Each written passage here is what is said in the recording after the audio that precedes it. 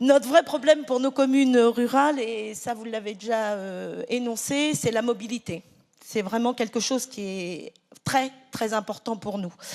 Nous avons très peu, voire même pas du tout, de transport en commun dans nos communes. Alors que, comme on nous l'a dit, le travail se fait vraiment à l'extérieur et il faut faire des kilomètres pour aller chercher du travail. On ne peut que remercier les gens qui font cet effort et vraiment le travail, il faut qu'il soit récompensé. Accéder aux services publics aussi. Vous voyez, mes collègues, la maternité, nous, on a de moins en moins de généralistes. Enfin bon, c'est très, très compliqué. Et le désert médical, bien évidemment, c'est pareil. Il faut vraiment faire des kilomètres. Pour nous, vraiment, l'outil le plus précieux, c'est la voiture aujourd'hui chez nous, dans les communes rurales. Mais il faut déjà en posséder une et avoir un permis. Ça, il va de soi. Vous comprenez bien que la taxe carbone, pour nous, c'est difficilement supportable. J'ai une proposition, ça fait 3 mois que je travaille dessus, c'est un projet citoyen, permettra de recréer du lien social entre nous tous et un gain économique.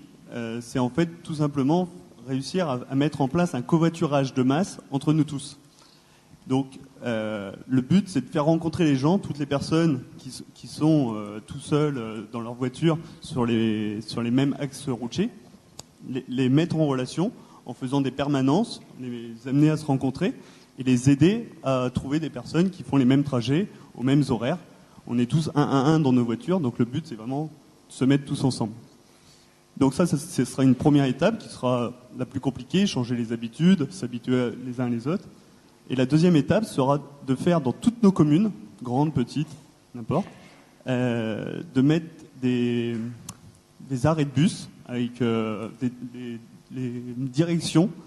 Donc par exemple ici on pourrait prendre direction Albert, Arras, Péronne, Amiens Nord, Amiens Sud, Villers-Bretonneux. Et puis pour que les gens, ça crée un nouveau service de mobilité pour que ceux qui n'ont pas de voiture ou les anciens qui commencent à avoir peur à prendre la route ou quoi, prennent comme un bus, se rendent sur cet arrêt de bus et attendent que les gens passent les prendre. Donc ça deviendra naturel pour moi de passer, au lieu de sortir de son village à droite, de passer par le parking désigné et de prendre les personnes qui vont en direction d'Amiens. Vos deux propositions sont intéressantes parce que d'une part, elles appellent à des décisions du territoire, c'est localement que ça doit se jouer, et d'autre part, à des changements de comportement individuel de chacun d'entre nous. Il va falloir que nous changions aussi chacun d'entre nous nos manières de faire, quoi, de nous déplacer, de consommer, etc. Ouais. Tout à fait. Ça peut aller très vite si tout le monde, en ce moment, en plus tout le monde prend conscience qu'il faut changer les choses. Donc c'est vraiment le moment qu'on s'entraide tous entre nous et qu'on lance ce projet.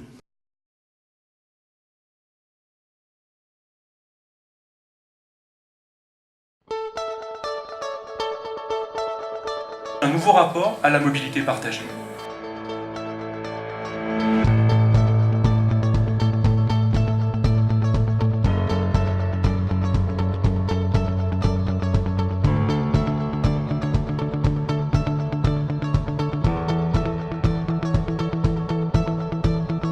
Mobicop, c'est une façon de lutter contre le double dérèglement climatique.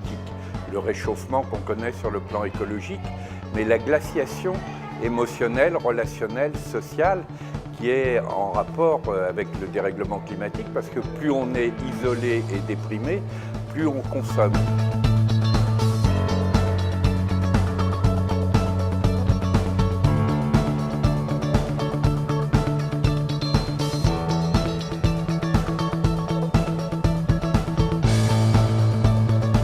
Je crois que le modèle du partage, le modèle solidaire, il a tous les germes pour proposer ce service efficace.